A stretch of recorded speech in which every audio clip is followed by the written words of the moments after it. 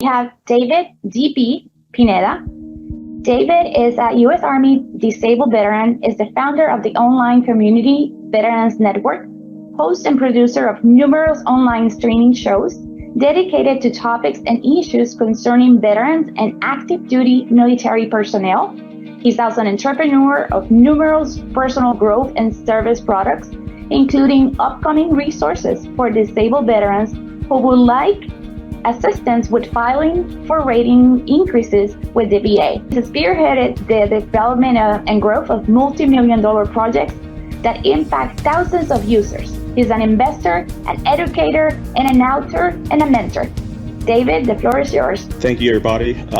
Greetings to everybody watching both live and on the replay. I think the theme today is amazing. My name is David DP Pineda. I'm a first-generation Dominican, born in the United States. My parents immigrated to this company with the hope, with the esperanza of creating something better, of pushing forward to something. I'm a disabled veteran. I'm a retired federal air marshal. And after 9/11, being a first responder, I was in New York City as well. Joined the National Guard. I was there, went on to serve, went on to deploy and do many things in service that I did not know as a 17-year-old kid coming into service. You see I wear a hat, and you see that I wear a sweater that says disabled veteran. And the reason I'm saying that is because if you'll see on the screen, my service dog legend is probably one of the better things that most people like to talk about when they know us over at veteransnetwork.club. But I say this to say that one of the things I think we need to definitely do, and my life's focus is about being transparent and talking about what needs to happen. In the veteran community, I've said sometimes, especially the Latin community, there's no word, I would say at times, for mental health. And I think the way we break the stigma is by having conversations about the reality.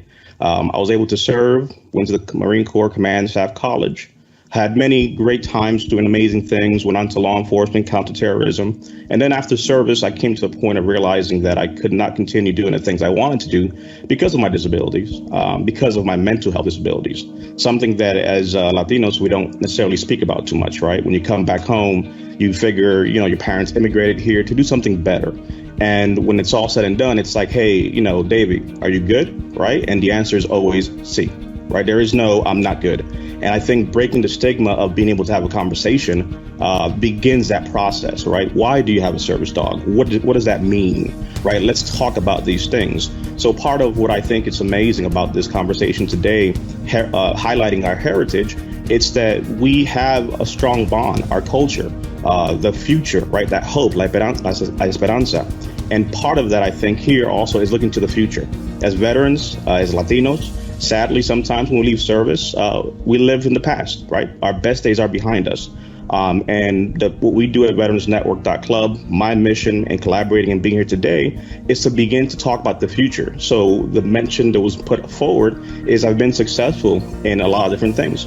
When it comes to investment, blockchain technology. I just got back from Dallas last night on the red eye, doing an engagement down there at the Dallas Cowboys stadium with some professional athletes, talking about veterans and enabling relationships for our businesses.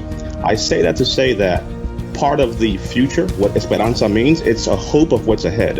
And when it comes to our community as Latinos, what we need to hopefully begin to talk about is that, yes, we did amazing things in service. Yes, the system, is creating and doing amazing things as many have spoken, but also beginning to share and talk about what is available, beginning to look at that there are other things ahead of us, and that veterans should not be left behind as things begin to change in technology. Having a technology background, we should be able to talk about not only benefits, but once you have those benefits, let's talk about the future. And for many of our veterans, and especially Latinos, it's hard to talk about stuff because you don't want to ask for help, right? I don't understand blockchain. I don't understand cryptocurrencies. I don't understand investment, right? I don't come from that. This is not what we came here to do. And part of that process is teaching, right? Our Latin community is strong at bringing people in. As many of us know, right, you didn't have a mom, you had many moms, right? Your mother raised you and your aunt raised you and the whole community raised you. And in our community as veterans, we have to do the same. It's not just incumbent upon the VA to support and help, but it's even those on the outside collaborating to have conversations to say, I'm just like you. And despite my disabilities, despite having a service dog, I understand technology. And Juan, Pablo, Enrique, Just because you're 70, just because you're 80, does not mean you cannot have a future. That does not mean that there are not better days ahead of you. You don't understand blockchain technology or investment because that's what's happening now? We'll teach you. We can have these conversations because I promise you, you did not know how to drive a car, but somebody taught you. You did not know how to use an iPhone, but somebody taught you. And I think if we start the process of talking and sharing and putting our egos aside and showing that, hey, I'm not better than you. If anything, I walk with disabilities. And we need to start breaking that stigma that begins to show that there's a hope.